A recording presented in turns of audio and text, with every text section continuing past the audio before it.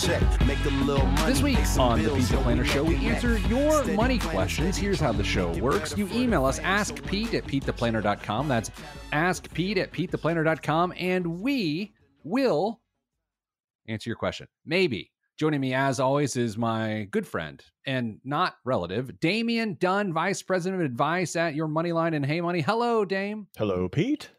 Dame, we also have a special co-host on this first segment. It's Bring Your Daughter to Broadcasting Day. We welcome my 11-year-old daughter, Olivia. Hello, Olivia.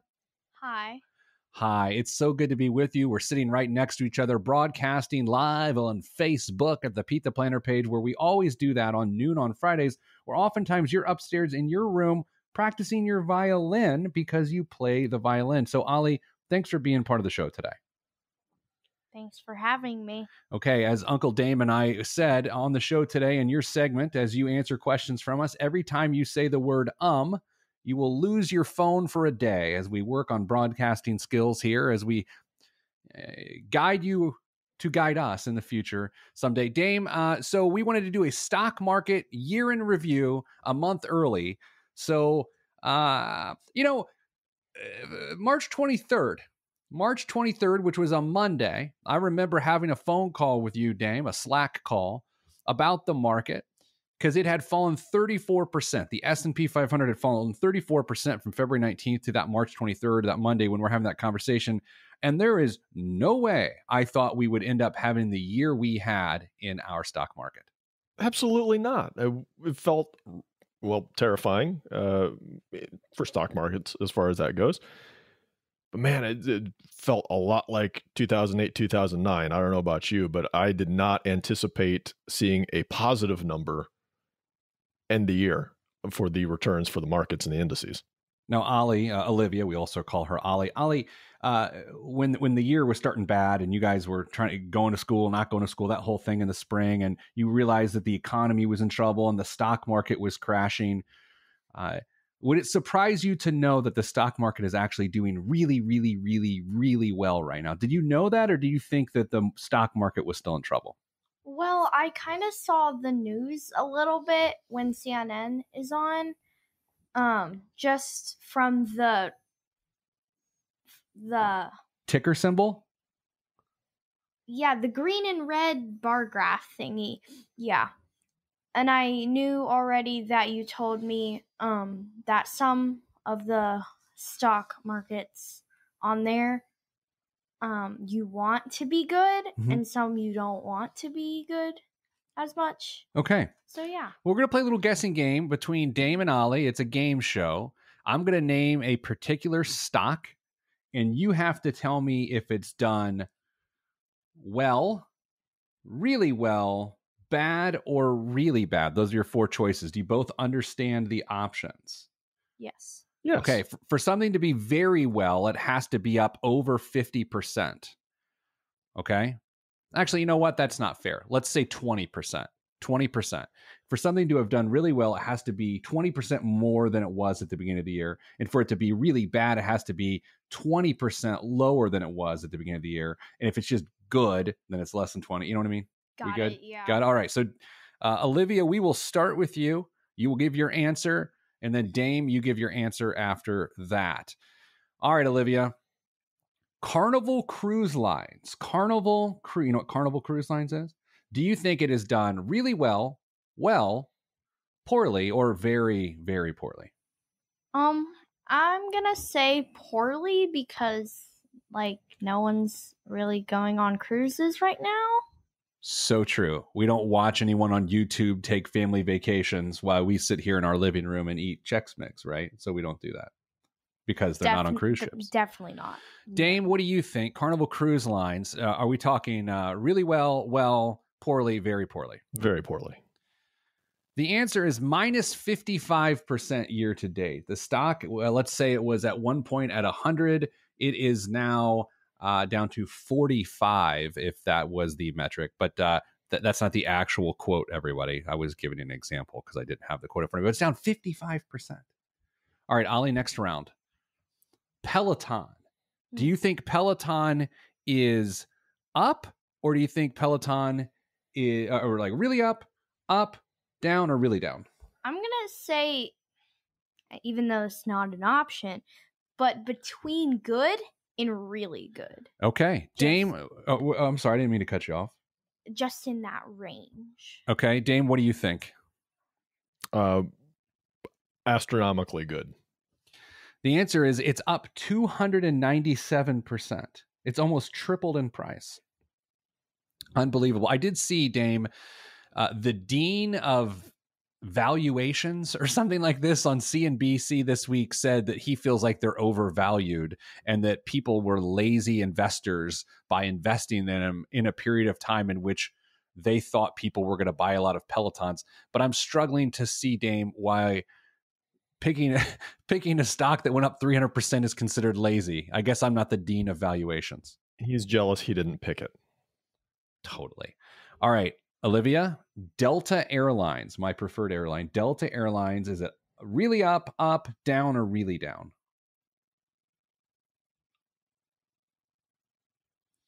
Down. You're close. Dame, what do you think? What was the break for really down? 20% is really down. It is really down. It's down 27%. 27. But that makes sense, doesn't it, Ollie? Yeah. Normally, in the course of a year, you know that a lot of times I'm gone. I'm at a hotel or something like that. How often have I been gone this year? 0%. Right. That's why we know that Delta Airlines is struggling. All right, Ollie, this is something that you use every single day. Google? Zoom. Oh. Is Zoom really up, down, or really down? It's really up. Really up. Dame, what do you think? The girl is not wrong. It is really up. It is up 503%. And the dean of valuations, whoever this guy is, also said that would be a lazy investment at the beginning of this year. But, Dame, we were sort of joking on the show, like, wouldn't it all be nice if we all went out and bought like plexiglass? You know what I mean? At that point in time. Doesn't lazy money spend just as well as hard-earned money? Yeah, absolutely does. All right, Ollie. Mm-hmm. AMC movie theaters. Is it really up, down, or really down? What do you think so far as of December 4th, 2020? What do you think about AMC movie theater chain? Really down. Dame, what do you think? I agree with the girl. All right, the Duns are right. It is down 50.43%. All right, final two as we round out this segment on the game show that no one asked for. Ollie, the S&P 500 is you know what the S&P 500 is? Yeah. It's an index that helps us understand what the market's doing. Is it up, really up, down, or really down here in 2020? Well, it was at points up and then down again. But right now, I'm going to say it's really up. Dame, you already know the answer to this one. You're close. It is up 13%. So you're very close. Now, there is another index called the NASDAQ, which has a lot of tech companies in it. Do you think the NASDAQ, Ollie, is really up, down, or really down as of December 4th, 2020, year to date? What do you think? Can I give a reason why? Of course you do. It's a radio show. Okay. Well, with, I guess, the new iPhone out, people are like wanting new phones, I guess. And so I think it's in the really up range because of the new technology that's out. Dame, with 20 seconds left, what do you think? Up. Really up. Super really up. The NASDAQ is up 38% so far. Ollie, thank you for being on the show this week. We really appreciate it. And you have a good day. You too. All right, coming up after the break, more of the Pete the Planner Show, One Less Done. That's next. I'm Pete the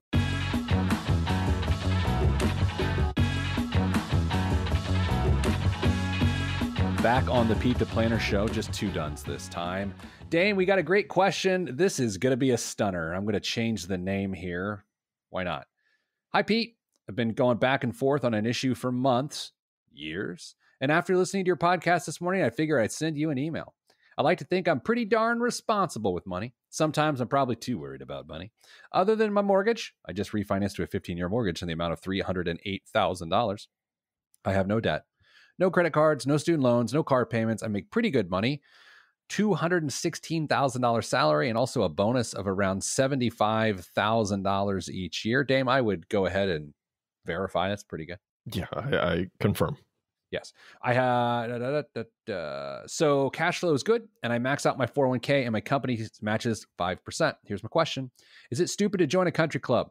I got 3 kids, 17, 15, and 12. Oh, man, I can imagine how loud that could be. Yeah. And I love getting to spend time playing golf with them. The idea of playing where it's not crowded, letting them go play by themselves whenever they want, having a new social outlet, having a go-to place, etc., just sounds really nice. The club I'm looking at certainly isn't one of the most expensive ones.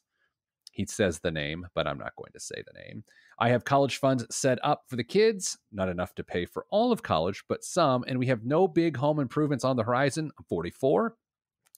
You know, about a week ago, I'd have been like, yeah, that guy's old, but now I'm 43, so it's not as old as I thought. Side note, time out on this. Dame, do you remember probably 15 years ago or so on the internet, there was that picture of that shirtless elderly man that was ripped? He was super strong. He had gray hair. I'll find it for the Facebook live stream. But do you remember he was like just unusually tan and just ripped, but he had like an old guy head. What were you searching the internet for geriatric ripped guys for? No, true, I was. But, and not just because of retargeting ads, you would see this picture all the time. He was like a remarkably in shape old man. And I remember at the time thinking, oh, what? Why am I wishing? Now I'm like, I wish I looked like that guy. Yeah. Oh, totally. It's testosterone replacement therapy has never been more prominently featured on my AdSense stuff than ever. So what do you think about the country club request, Dame? I know your team dug deep into this and you're going to take credit for their brilliant thoughts. I'll give you the first crack and then I will give my maybe surprising answer. I have to have some full disclosure here. I am not an unbiased source on this. You're not an unbiased source. Nope. What does that mean? I grew up on a golf course when I was young. Okay, so if that is what it takes to be an unbiased source, I am too. I grew up, our family were members at a country club, and I swam, well, I sort of floated in the water and would sunburn my chest. All right, so both of us grew up going to country club. Boy, this show really is hitting its target demo. Yeah, we're the same. And what did our brilliant teammates say? Okay, I'll stop there. Our teammates. I think a lot of this decision, and so do my teammates, hinge on one word in this email. One word. Divorce. No. Sorry. What? Does not appear in the email. Okay. Sorry. Says he has college funds set up for the kids, not enough to pay for all of college, but some. Some is a pretty broad subjective term. So how much is, exactly right, how much is some? What are the goals that he has set aside? Do the kids know how much they're going to be responsible for? If that's all been laid out, then it's possible you go forward with this. Enjoy the time with your family. Go make some memories. We get caught up in all sorts of other things in life and busyness. And Pete, as you know, as well as I do, you can make a lot of memories spending family time together. And if you choose to do that at a country club rather than taking trips somewhere, if you have to have some give and take in your budget, then yeah, I don't have any problem with this. If everybody's clear on what the responsibilities are going to be come college time, which is next fall, it looks like, for probably one of the kids. Yeah, because wouldn't it be terrible that next summer, which would be 2 summers from now, you're playing golf with your kid who had their first year in college, and it's like, Dad, I really enjoy this. Well, I hope so, son, because it's going to mean you're $40,000 in student loan debt by the time you get out of school. That's an uncomfortable conversation. Yeah, Dad needs a new set of TaylorMates to make his way around the course. So you're going to have to figure out a way to pay for books. You just don't know. Okay, but let's say this though. I understand that point, and that's fair. I'm actually leaning to a yes on this one, and here's why. The person's cash flow is significant. So unless the 3 kids are going to private school right now, they could cash flow college relatively easily. I mean, if he's making 300,000, just under 300,000, let's figure out some taxes. Let's be aggressive. 210. I mean, he's got probably $15,000 of cash flow a month. There's two things that are also worthy of being pointed out here. Okay. Doesn't mention anything about savings, although we could assume that there's probably a nice emergency fund or some free cash flow to do that, but nothing is mentioned. And he lists a lot of things that he's really happy about. No credit cards, student loans, maxes out the 401k. Maxing out the 401k, by the way, with that much income may or may not make the world go round by the time it comes to retirement. So that's something else you need to consider. And then, but dude, I also don't think we're talking tens of thousands of dollars to join this country club. I don't know. I mean, private clubs are all over the map. There's clubs in this area that have an initiation fee of $40,000, let alone your annual membership fee. I searched for it. It's not out there, as private clubs are wont to do, to not put that information out there. I think I have a friend who's a member there. You know what? Should I text and see if he'll tell me before we go? Do you think they'll respond in 2 minutes? Well, no, we have still we'll come back 2 segments of the show Sure. left. I'll say this. I think it's not a hard no, and I'd be willing to give a hard no. It's definitely not a hard no, but the determination will be if this person can come up with a good answer for what the word sum means, and then to objectively look at the cost of this membership and say, hey, it's not 30 grand, it's $7,000. Do you think it's probably not $7,000? I have no idea. I can't make that. My guess was between 5 and 10, to be honest, but I don't know. I don't think this falls into this category, but I remember when I was a financial advisor, I got on this run of clients, these couples that honestly, it was like a joke. I thought that I was being filmed for a practical joke show. People were like, yeah, I realize we're $30,000 in credit card debt, but we're going to go to Disney because you cannot put a price on memories. And I was like, oh yeah, you can actually. Yeah, you can. And I get the feeling that attitude is what got you 30. And that sounds condescending. It sounds like I told you so, which is generally not my thing. But Damian, I don't think this fella is on that spectrum. I think he is making a reasonable decision. He's not $30,000 in debt. He has a huge income. He can cash flow college. But that does annoy me when people are like, oh, well, we're making memories, Sure. I get that. And I've said the same thing in other conversations, but I'm hedging towards yes, assuming that he's got enough right answers in the other places as well, or at least answers that everybody knows that are on the table, and that's the rules they're going to have to play by. But yeah, I am surprisingly, probably to everybody listening, as you are, not opposed to this step. Just to be very clear and very honest, 2 people who grew up going to country clubs that they did not pay for are telling this person who has to pay to go to a country club that it's a good decision. And that their kids may be paying for some of their college is okay too.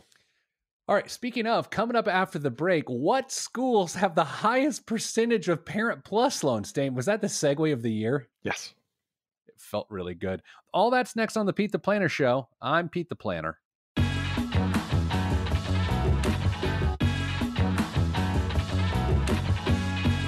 Back on the Pete the Planner Show. Dame, earlier this day, you sent me a Slack message, now owned by Salesforce, that said, man, we're going to be paying Salesforce even more now. Did you think about that? Yes, I did. Yeah, me too. So you sent me a message that said, hey, there's a really cool tool on Wall Street Journal, WSJ.com, that allows a person to see what the average Parent Plus loan utilization is to send your kid to a particular college. Did I say that about right? Yeah, I think you got the gist of it. Okay, so just for an example, can you pull out a public university here locally, maybe a Indiana University, a Purdue University, a Ball State? Let people know what and give the specifics of it. Is it the average Parent Plus loan balance for graduates or students, or what is it? Yeah, so this tool is going to show you 2 different numbers. The first is going to be the average Parent Plus loan that's taken out for the student. And then there's another category that is also for lower income students, because there are some additional aid potentially in there as well. So We're going to focus just on the headline number, the average for the Parent Plus for the average student, I should say, and we'll give you some examples. IU. Do you want to make this a guessing game, Pete? Average Parent Plus loan? Average Parent Plus loan for IU Bloomington campus. Is this 4 years or 1 year? 4. Okay. Now this is it takes into consideration aid that has been given to the student. And I also have to take in consideration out-of-state students. This is true. Because that doubles the cost of this is true. And international students, which is like 100,000. I don't want to say that, but it's a lot. It may be 100,000. Maybe. $27,000. Close. Not really. $37,000. That's close. Yeah. 7. There's another digit. It's true. So wait, the average Parent Plus loan is $37,000, and then the graduate, the student themselves has student loans on top of that. Do we know what that number is? I don't have that number in front of me. Okay. What was the other number you said that's a factor within this? People getting aid? What are you saying there? Oh, no. So they have the average income, the average Parent Plus loan, but then they also have the lower low income recipients as well. So for this purpose, we're just going to stick with the average. And to be very clear, you and I are not against a lot of things because we think every story has its own details. That being said, we really want people to avoid Parent Plus loans because to borrow money for an education you're leveraging for your own income is one thing, but to borrow money for someone else to leverage an income, that is throwing yourself on a grenade in a not so great way. You are putting obstacles in your path that are going to possibly prevent you from retiring on time and other things when you take out a Parent Plus loan. I understand that you want to do the best for your child and get them the education that you feel they deserve at the dream school that they've always wanted to go to. It's not always in everybody's best interest to do that, though. All right, Dame, let's do some other schools. What do you got for me? Purdue. Guess Purdue. Purdue's going to be lower. It's going to be 25,000. 32. Okay, so it's lower. Lower. You were right. It is lower. You're 50% right. Dame, this is a little bit terrifying if I'm being honest with you. I'm going to be very bold and dramatic here. I think the biggest crisis in retirement readiness, short of healthcare, which is its own giant crisis, potentially in the next several years will be Parent Plus loans, taking on student loans for someone else. Now, 25,000 or 32,000 or 37,000 for that matter isn't the end of the world, but it certainly doesn't help you in the twilight of your working years. Are Parent Plus loans included in any of the proposals for student loan forgiveness? No way. Not that I've seen. I would doubt it too, but I mean, if we're going to talk about making big changes in how student debt could potentially impact families going forward, getting rid of some Parent Plus loans could make a huge difference. Did I send you my I don't send my comps as much as I used to you. Did I send my USA Today one to you this week? I don't think so. A mom in New Jersey is sending her daughter to school, the first generation college student. And she's like, hey, I know student loan forgiveness is on the way. One college we're looking at is X amount number of dollars, and the second one is $15,000 more. Should we just go to the one that's $15,000 more because student loans are going to be forgiven? Right? I mean, yeah, I mean, there's a lot there, right? It's like, no wonder I wrote 700 words about that. But all right, give me more. Give me a private school. I want a private school. All right. Rose-Hulman. Okay, okay. So normally Rose-Hulman with tuition's what, $55,000-$60,000, something like that? It's right up there. Oh man. Okay, so this is going to be a spicy tamale here. 62,000. 81. Oh my god. What do we do? Seriously? 81. According to the tool on the Wall Street Journal, they are in the top 10 nationwide. Wait, $81,000 is the average Parent Plus loan balance for a family who sends a student to Rose-Hulman Institute of Technology. According to this tool, yes. They I don't know. say that in the admissions off. No. No. Oh my God. Dame. It's funny. I was about to say I'm speechless, but I'm usually the most speech-filled, speechless person you'll ever meet. But that's ridiculous. Yeah. You want to do another one? Yes, I do. But I almost want to call Rose Holman and get a response. There has to be some. Well, there has to be. That can't be right. Are you questioning the integrity and the research abilities of the Wall Street Journal? Yeah. Okay, give me another one. Okay. Butler.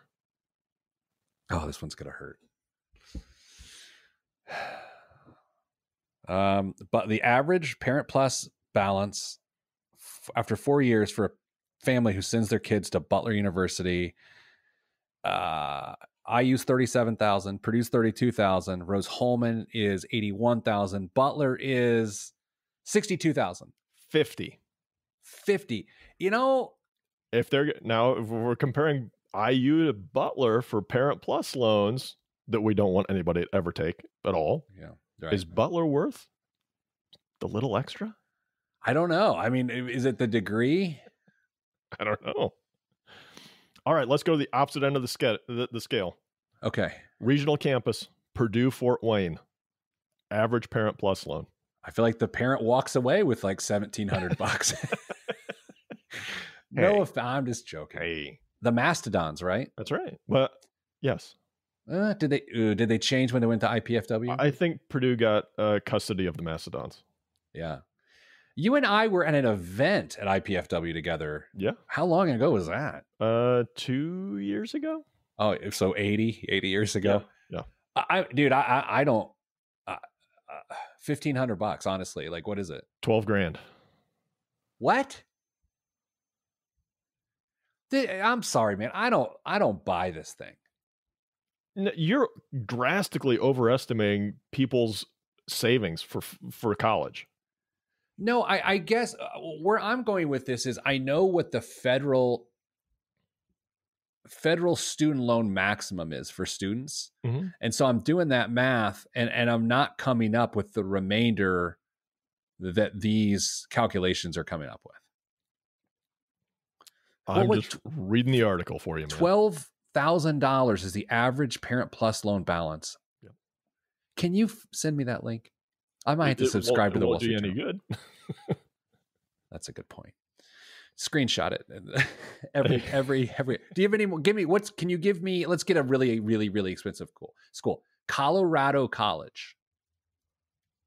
It's one of the most expensive schools on the planet. I can't find it. Sorry. Okay, let's get another expensive school. What's another really super expensive school? You want to do an Ivy League real quick? Yeah, I mean, I know they got a lot of whatever, but do like Yale. Harvard. Okay. 52.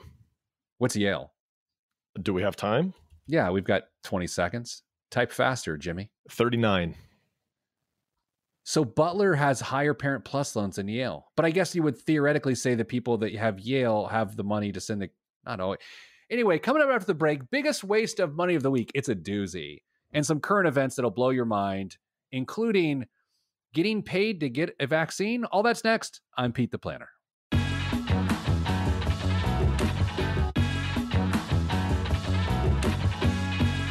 This week's biggest waste of money of the week right here on the Pete the Planner show is the Royal Pursuit seat.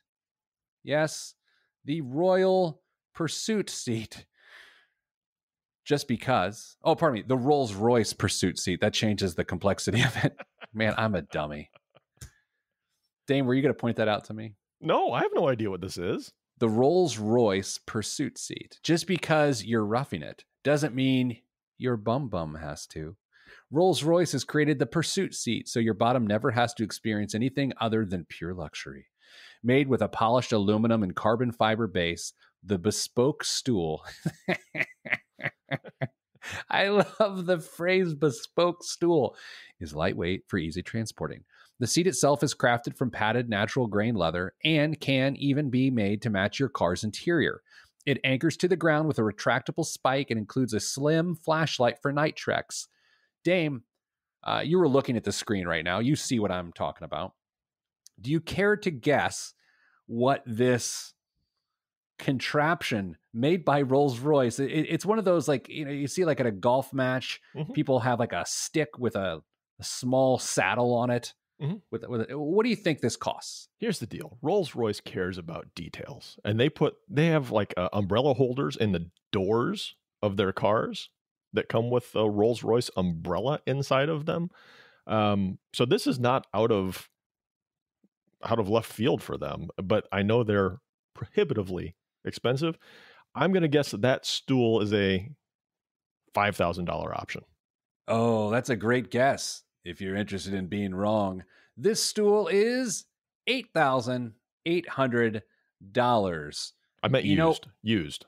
Well, here's what you did not account for: the slim flashlight in case you're taking a trek during the night. All right, Dame. What are actually? I know you're doing current events this week, but I just have to say there is one story that I sent over, I think, to you yesterday, and a lot of people saw it.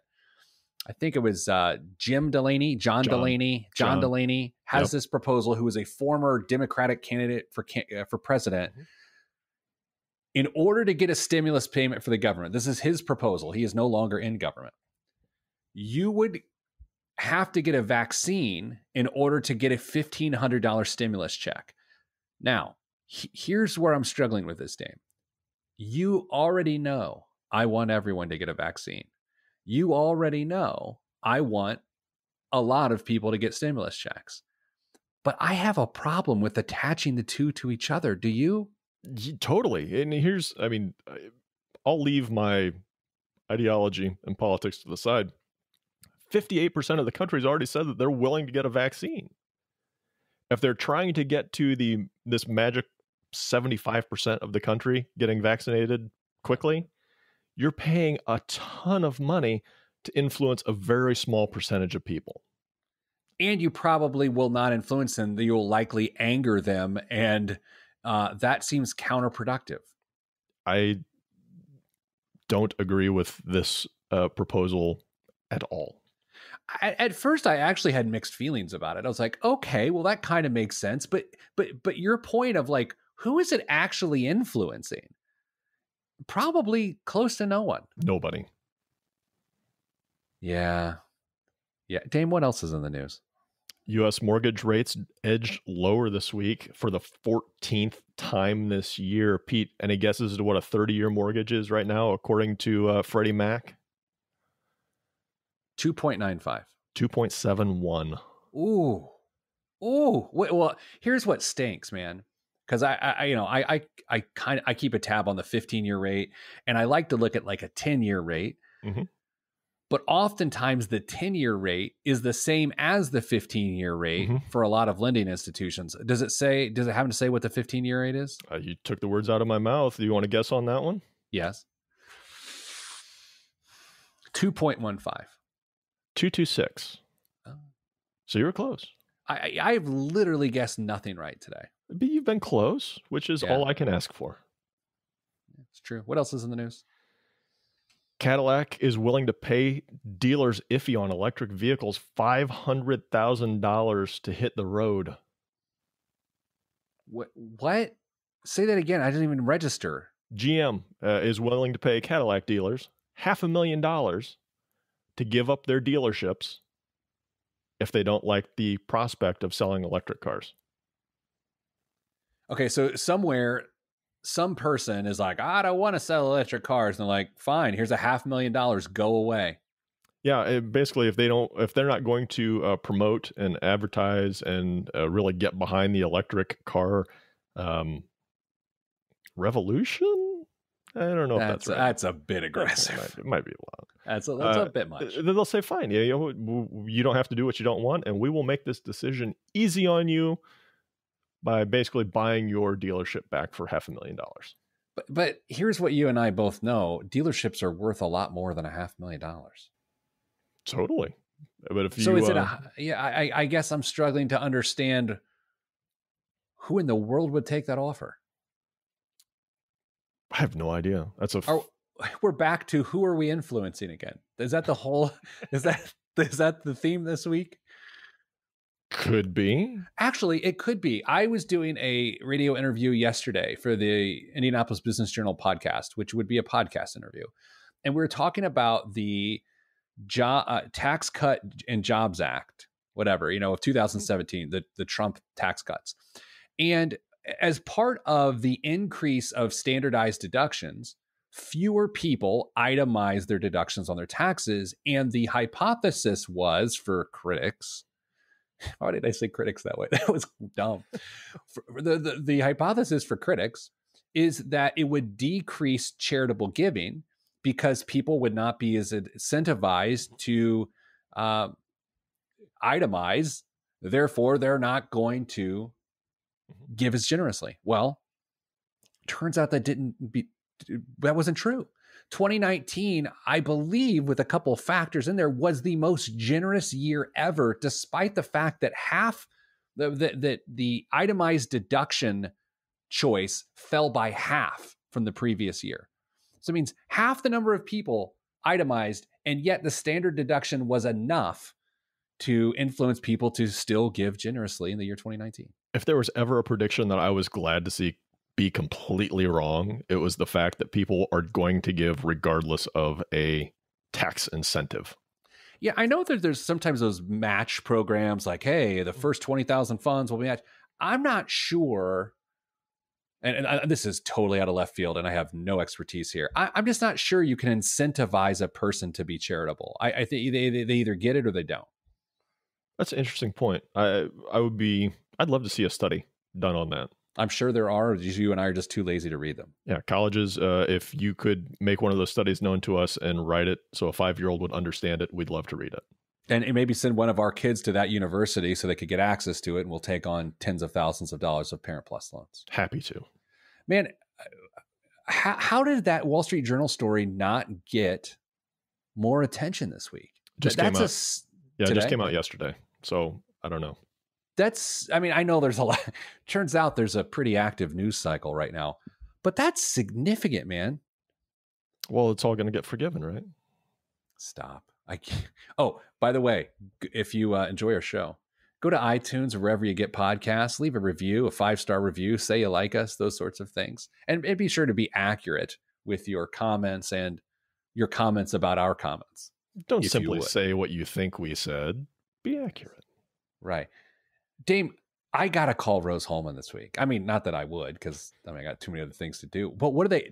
If you're one of those universities, they're in the top 10 highest Parent Plus loan balances, Rose Holman is. Do they issue a press release or a correction or a statement? Like, that's a nightmare. I would think that they would want to get in front of that as soon as they possibly could. I haven't listened to the commercials that run during our program in quite some time. What are the chances? Rose Holman Institute of Technology is a... But don't they also win like best value education or something like that? Do they? I think. I mean, it's a top-notch education. Nobody disputes that. No one disputes that. Very expensive. Dame, we got to go. So, hey, everybody, thanks for listening this week. We're sending you good vibes because good vibes are all that's in the budget. Go to iTunes, leave a positive review. If you've got a negative review, leave it on a different show. I'm Pete the Planner.